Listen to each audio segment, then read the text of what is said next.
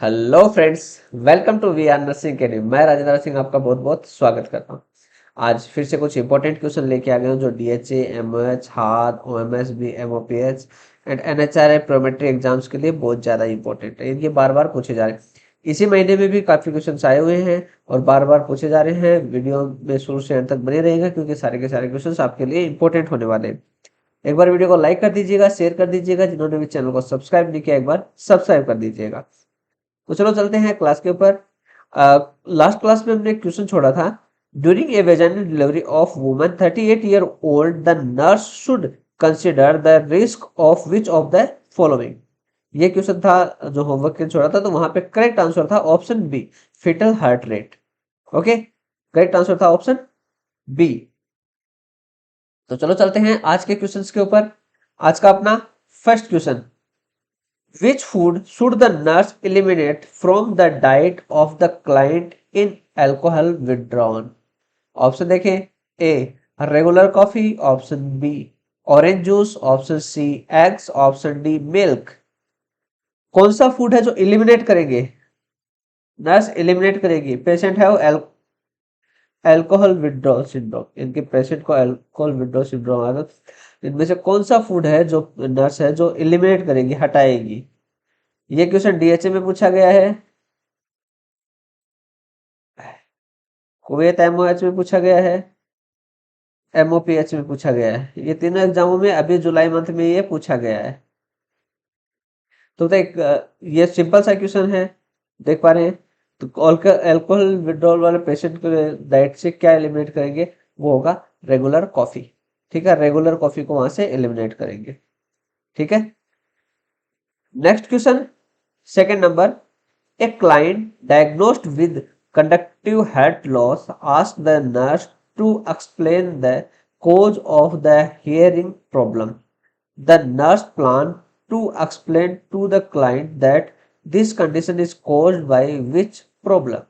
Option देखें। ए a defect in the sensory fibers that lead to the cerebral cortex. Option B, a physical obstruction to the transmission of sound waves. Option C, a defect in cranial nerve 8. Option D, a defect in the cochlea. एक client है जिसको diagnosed with conductive hearing loss.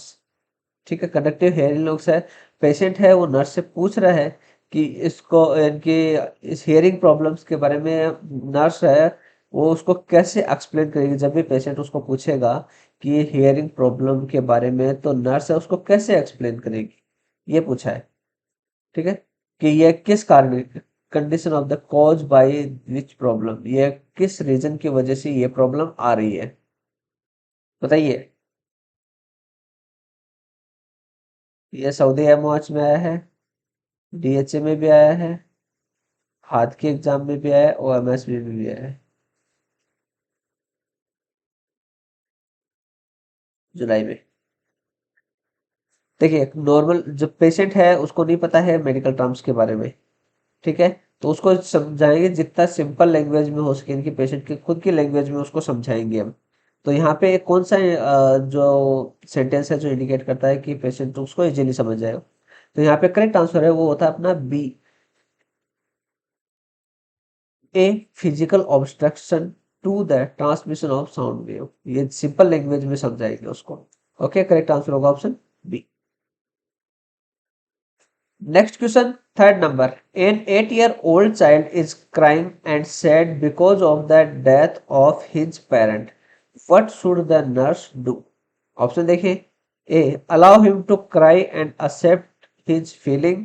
Option B keep him in a quiet environment. Option C ask him to stop crying. Option D ignore him. एक 8 year old child है जो रो रहा है, क्यों? क्योंकि उसके पेरेंट की डेथ हो गई है। ठीक है, वो रो रहा है क्योंकि उसके पेरेंट्स की डेथ हो गई है। तो ऐसे वाले नर्स कंडीशन में नर्स क्या करेगी? नर्स क्या करेगी ऐसी वाले कंडीशन में? ये भी सऊदी एमओएच में आया है, हाथ के एग्जाम में भी आया है,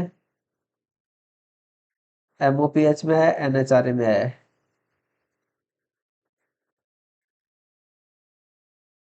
इसी जुलाई मंथ में। तो बताइए, एक 8 साल का बच्चा है, उसके पेरेंट्स की डेथ हो गई है, बच्चा रो रहा है, तो ऐसे वाले कंडीशन में नर्स क्या करेगी?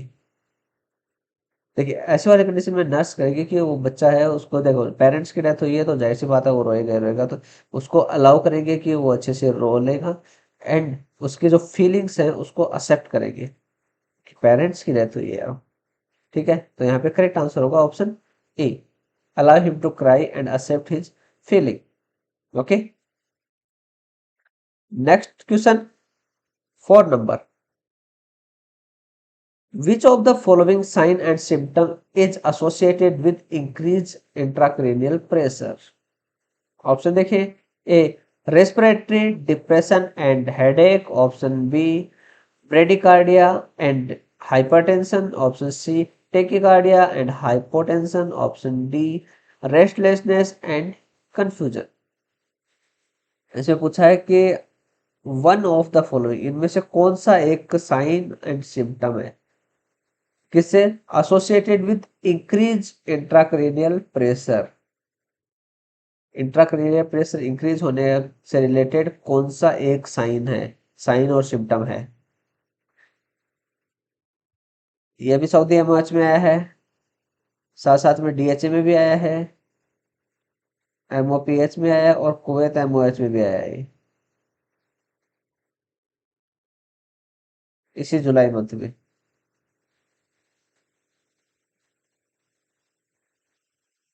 बताइए, कौन सा साइन सिम्टम हमें देखने को मिलेगा जब इंट्राक्रेनियल प्रेशर इंक्रीज हो जाएगा?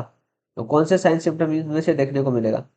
जब भी इंट्राक्रेनियल प्रेशर इंक्रीज होता है ना, तो उस कंडीशन में हार्ट रेट है वो डाउन हो जाती है, एंड जो ब्लड प्रेशर है वो इंक्रीज हो जाता है। तो यहाँ पे करेक्ट आंसर होगा option B, bradycardia and hypertension. ठीक है, हार्ट रेट है इसमें, और सॉरी हार्ट रेट है वो डिक्रीज हो जाएगी, एंड बीपी है इंक्रीज हो जाएगी। ठीक है, तो यहाँ पे correct answer option B. Next question, 5 number. 67-year-old female has stayed at a geriatric home for 10 years. Last night at 3 a.m., the client became anxious and agitated. What should the nurse do? Option देखिए, ए enter her room and switch off the light, option b enter her room and playing the music, option c avoid anything to make her anger, option d ask her to be quiet। एक 67 year old age woman है, female patient है, जो geriatric home में है का 10 year से। ठीक है, लास्ट नाइट में अर्ली मॉर्निंग में उसने, पेशेंट है वो अग्रेसिव हो गया है एंड एजिटेटेड है, तो ऐसे वाले कंडीशन में नर्स क्या करेगी? अग्रेसिव हो गया, अर्ली मॉर्निंग या नाइट ही बोल सकते हैं, 3 AM। ठीक है, 3 AM पे वो अग्रेसिव हो गया है, एजिटेटेड है, तो ऐसे वाले कंडीशन में नर्स क्या करेगी? बताइए, ये सऊदी एमओएच में आया है, कुवैत एमओएच में आया है, ओएमएसबी में आया है, और एनएचआरए में आया है इसी जुलाई मंथ में। तो बताइए, ऐसे वाले कंडीशन में नर्स क्या करेगी? देखिए, ऐसे वाले कंडीशन में ऐसी चीजें जो उसको और गुस्सा दिलाएं, और एंगर करें, उसको और एंगर करें, ऐसे वाली सारी सिचुएशंस को अवॉइड करेंगे। तो यहाँ पे करेक्ट आंसर है वो होगा option C, avoid anything to make her anger. Okay, यहाँ पे करेक्ट आंसर होगा option C. Next question, 6 number. The drug of choice for patient with Parkinson disease is, option देखें, A haloperidol, option B phenytoin, option C levodopa, option D lithium. Parkinson disease के लिए drug of choice, Parkinson disease के लिए drug of choice क्या होगा? ये Saudi MOH में पूछा गया था, अभी डीएचए में भी आया है, ओएमएसबी में भी आया है और इसमें एमओपीएच में आया है।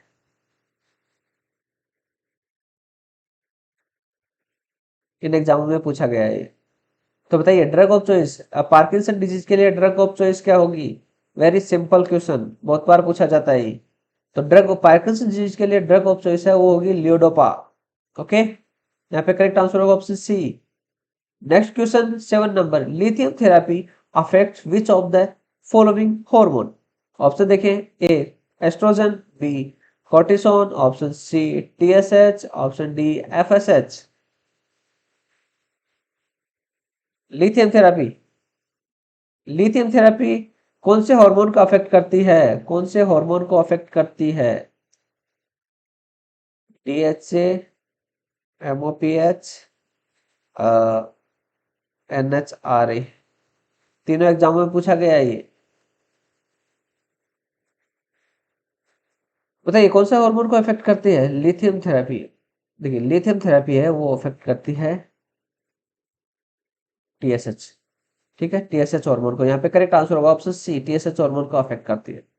ठीक है, next question 8 number, the registered nurse should give the highest priority of care for. Option देखिए, A patient newly diagnosed with hypertension, option B patient complaints of severe headache, option C patient with peptic ulcer, option D patient with chest pen.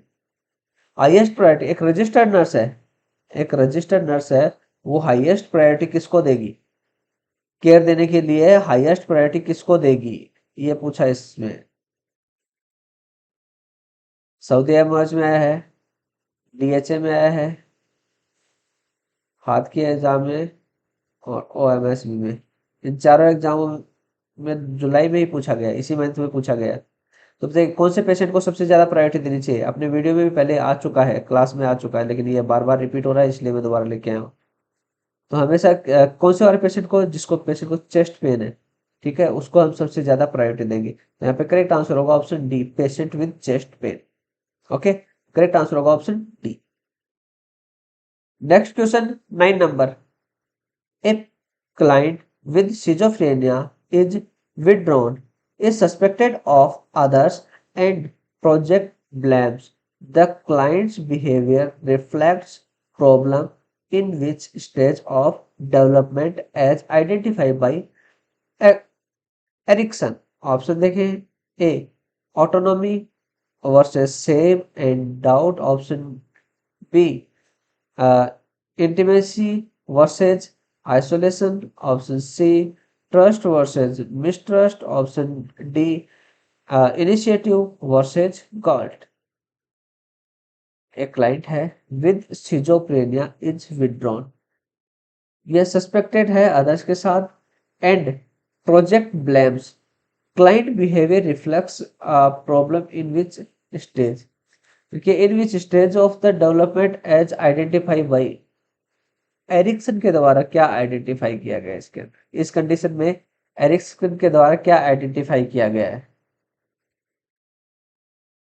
ये Kuwait MOH में आया है अभी, ओएमएसबी में आया है, एमओपीएच में आया है और हाथ के एग्जाम में आया है इसी जुलाई मंथ में। बताइए एरिक्सन के द्वारा क्या आइडेंटिफाई किया गया यहाँ पे? ये यहाँ पे करेक्ट आंसर है वो होगा option C, trust and mistrust यहाँ पे देखने को मिलेगा। Okay, next question 10 number, during the home visit the community health nurse find a child hungry and a appears with poor hygiene, this is considered as। Option देखिए, A physical abuse, option B neglecting, option C avoidance, option D assault. Home visit कर रही है एक nurse, home visit कर रही है community health nurse, उसने देखा है कि चाइल्ड इज हंग्री, चाइल्ड है, वो एक बच्चा है वो बहुत भूखा है, अपीयर्स विथ पुअर हाइजीन, उसकी हाइजीन मेंटेन नहीं कर रहे, तो ऐसी ये क्या चीज, ये क्या कंसीडर करते हैं? बच्चा हैंग्री भी है, भूखा भी है, प्लस उसके हाइजीन है, साफ सफाई का भी ध्यान नहीं रखा गया है, तो ऐसी वाली कंडीशन में उसको क्या कंसीडर करेंगे? सऊदी एमओएच, ओएमएसबी, एमओपीएच, इन तीनों एग्जाम में पूछा गया है इसी महीने। तो बताइए क्या कंसीडर करेंगे इसको? तो इसको कैसे करेंगे? यहाँ पे नेग्लिजेंसी दिखाई दे रही है, ठीक है, यहाँ पे neglecting is correct answer of, ठीक है, यहाँ पे करेक्ट आंसर होगा option B, neglecting. Next question 11 number, when developing their plan of care for a patient with suicidal ideation development goals to address which issue is priority?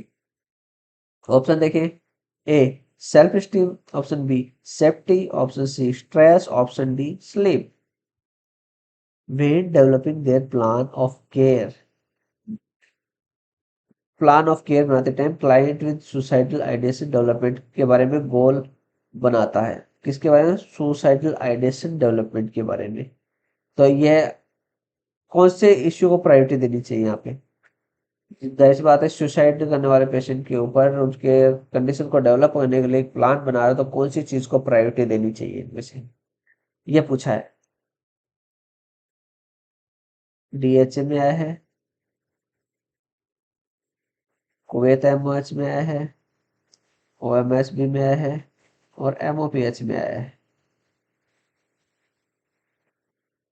तो देखिए, जब भी suicidal वाला है तो सबसे ज्यादा प्रायोरिटी देंगे उसकी सेफ्टी को। सुसाइड करना जाहिर सी बात है, सेफ्टी रखनी जरूरी है, क्योंकि सभी कभी भी सुसाइड कर सकता है। तो यहाँ पे करेक्ट आंसर होगा ऑप्शन बी, सेफ्टी। क्या सबसे प्रायोरिटी देंगे हम? सेफ्टी को। Next question 12 number, A client has atrial fibrillation, the nurse should monitor the client for, option देखें, A cerebrovascular accident, option B ventricular fibrillation, option C cardiac arrest, option D heart block. A client has arterial fibrillation, patient है जिसको arterial fibrillation है। क्या है? Arterial fibrillation है। तो patient को क्या मॉनिटर करना चाहिए?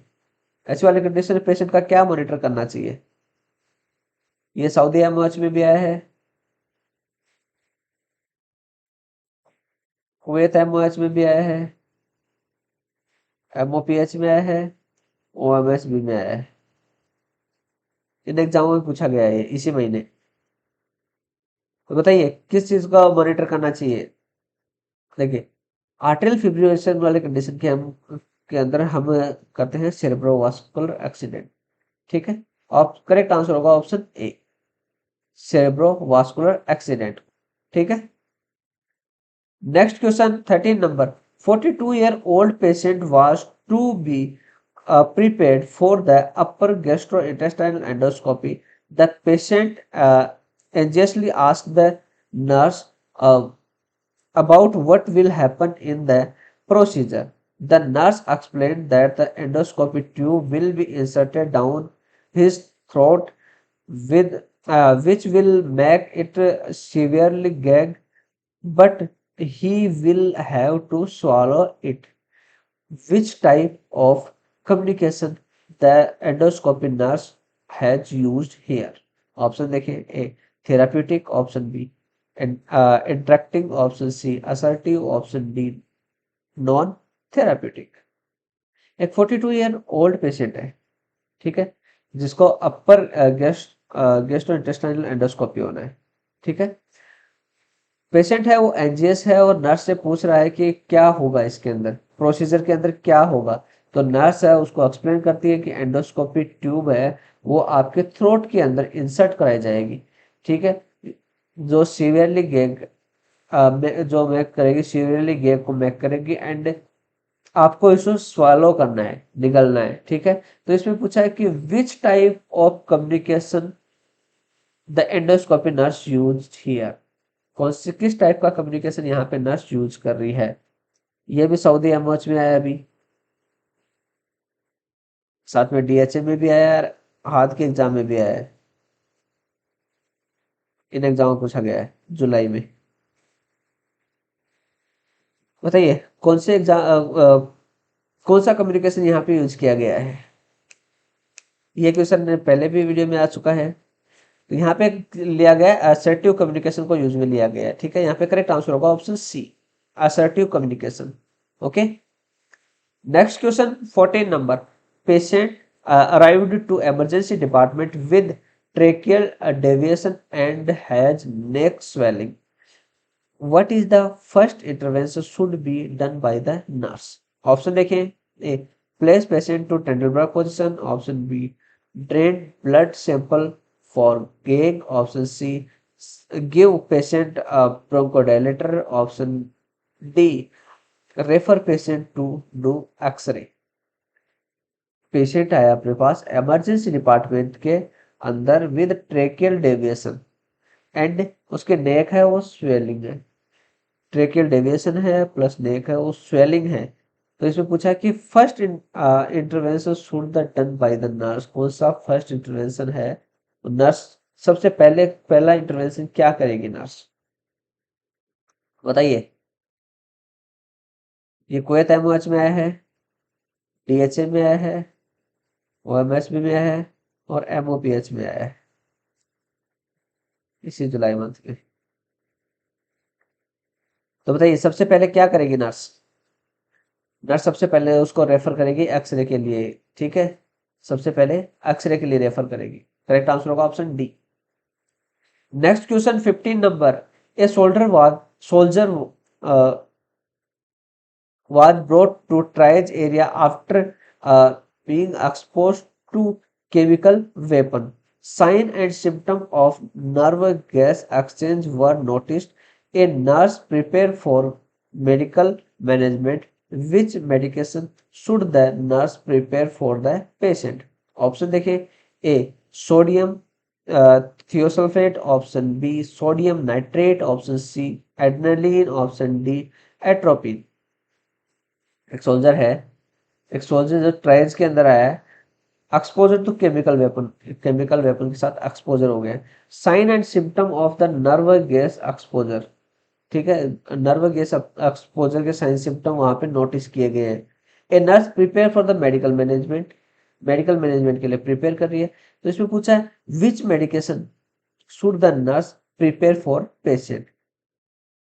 कौन सी मेडिसिन है जो नर्स पेशेंट के लिए प्रिपेयर करेगी?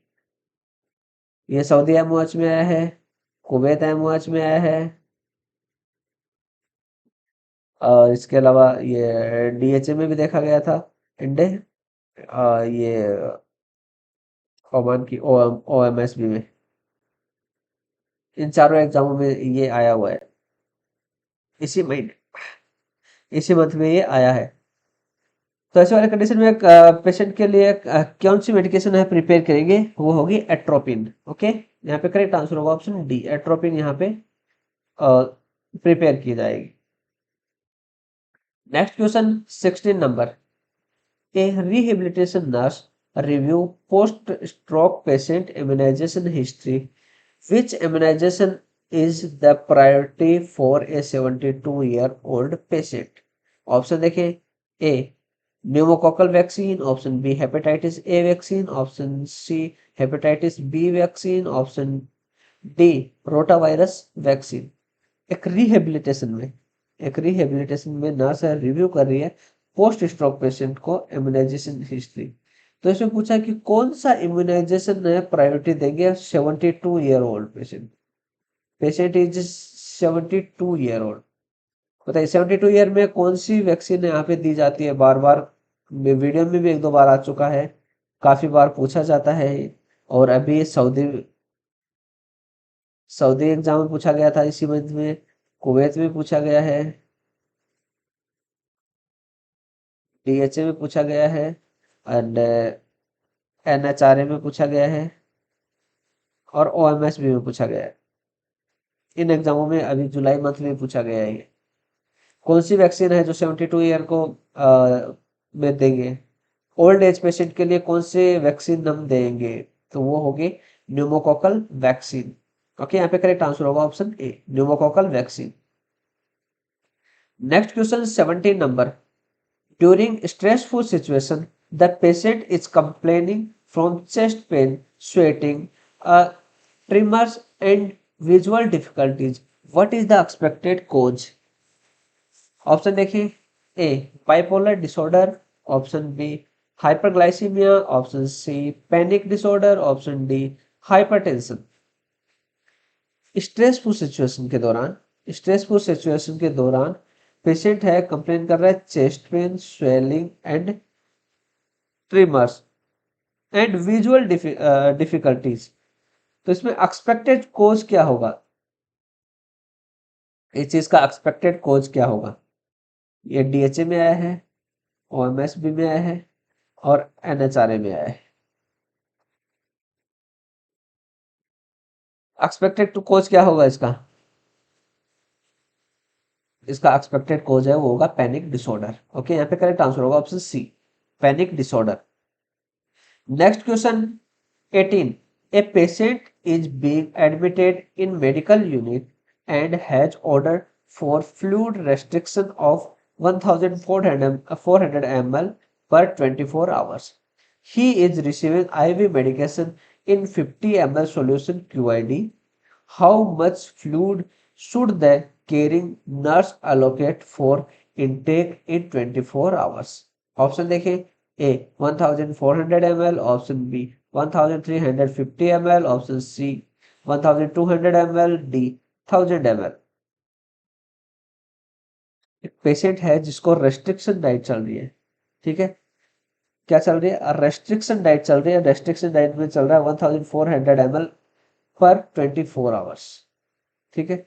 अब इसको देखो, मेन चीज समझने वाली है, ये तो ठीक है, मेन चीज समझने वाले 50 ml सॉल्यूशन क्यूआईडी। ये यहाँ पे कंफ्यूज हो जाते हैं काफी बच्चे हैं जो गलत करके आते हैं, ये क्यूआईडी नहीं देखते हैं, 50 ml सॉल्यूशन देख लेते हैं या फिर इसको इग्नोर मार देते हैं, ठीक है। तो इसमें पूछा how much fluid intake in 24 hours. तो यहाँ पे अब देख पा रहे हैं तो 50 ml कितनी बार? क्यूआईडी यानी कि 4 बार। 200 ml तो मेडिसिन चला गया, तो यहाँ पे टोटल कितना देना है? 1400। तो यहाँ पे इससे चला गया, कितना बचा? इसको ध्यान में नहीं देते, क्यूआईडी को ये ध्यान में नहीं रखते हैं। तो इसीलिए बोलता हूँ कि क्वेश्चन को बार बार जरूर पढ़ना, अच्छे से जरूर पढ़ना। तो यहाँ पे करेक्ट आंसर होगा अपना सी 1200 ml, ठीक है। यदि ओनली मेडिकेशन 50 ml देता, आगे कुछ नहीं देता, तो हमारा बी आंसर भी सही होता, ठीक है। चलो चलते हैं नेक्स्ट क्वेश्चन पे। 19, one of the following problem is considered as quinidine sulfate toxicity। Option देखिए, A ringing in the air, option B hypertension, option C tachycardia, option D alopecia. One of the following problem consider quinine sulfate toxicity. Quinine sulfate toxicity की वजह से क्या problem consider हो सकती है, क्या problem create हो सकती है, ये पूछा है। DHA, MOPH, Kuwait MOH and NHRA. इन एग्जामों में पूछा गया है, तो बताइए क्या देखने को मिलेगा क्यूनिन सल्फेट टॉक्सिसिटी की वजह से?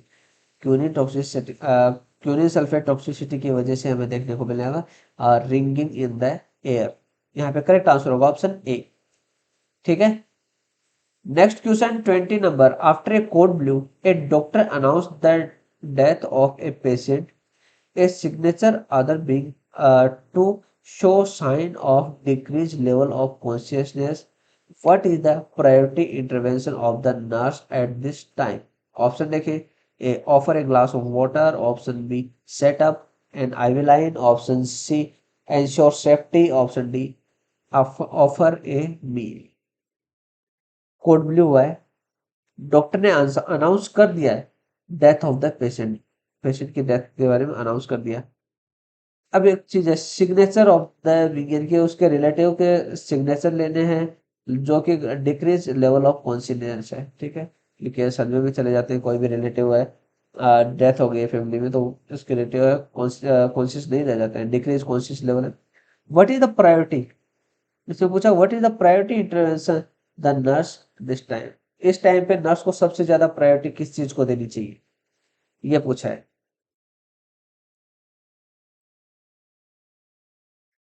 ये सऊदी एमओएच में आया है, एनएचआरए में आया है, ओएमएस भी पूछा गया है, और इसके साथ में इसमें हाथ के एग्जाम में आया है। सबसे ज्यादा प्रायोरिटी किस चीज को देंगे यहाँ पे, ये पूछा है। तो देखिए, यदि डिक्लेयर कर दिया गया है तो जाहिर सी बात है उसके रिलेटिव्स हैं, एग्री हो सकते हैं, गुस्से में हो सकते हैं, वो मारपीट भी कर सकते हैं। तो ऐसी वाली कंडीशन में सबसे पहले एंश्योर सेफ्टी। ओके, सबसे पहले अपनी सेफ्टी देखना बहुत जरूरी है। ठीक है, सबसे ज्यादा जरूरी है यहाँ पे सेफ्टी। क्लियर। ओके, ये आपका होमवर्क रहा, जो हर एक वीडियो के स्टार्टिंग में मैं आपको आंसर देता हूँ, तो इसका आंसर मैं दूंगा आपको नेक्स्ट वीडियो के स्टार्टिंग में।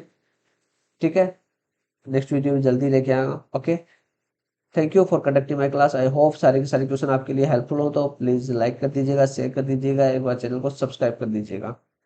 यदि किसी को भी किसी टाइप की हेल्प चाहिए होती है, like data flow, eligibility, exam booking करनी है, तो आप या मटेरियल चाहिए, तो आप मुझे, ये मेरा व्हाट्सअप नंबर दिया हुआ है, यहाँ पे मुझे कांटेक्ट कर सकते हैं। मैं आप मैसेज कीजिएगा, मैं एज सुन एज पॉसिबल आपका रिप्लाई देने की कोशिश करूंगा। Okay, thank you. फिर से मिलेंगे कुछ इंपॉर्टेंट और नए क्वेश्चन के साथ में, नए वीडियो के साथ। ठीक है, तब तक के लिए बाय।